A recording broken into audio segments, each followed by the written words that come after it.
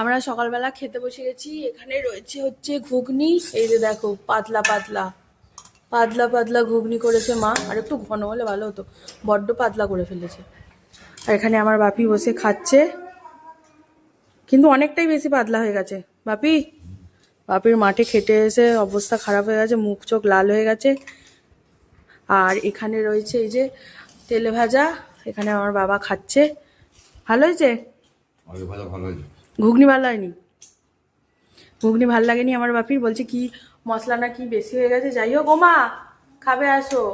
আর ঘুগনি তো আমার নিজেরই, আমি নিজেই অত বেশি ভালো খাই না ঘুগনি। যাই হোক, এখানে থালা ফালা নিয়ে বসেছি, এখন আমরা সবাই মিলে খাবো। কিন্তু আমার মাও আসেনি, ভাইও আসেনি। তেল ভাজা দারুণ হয়েছে।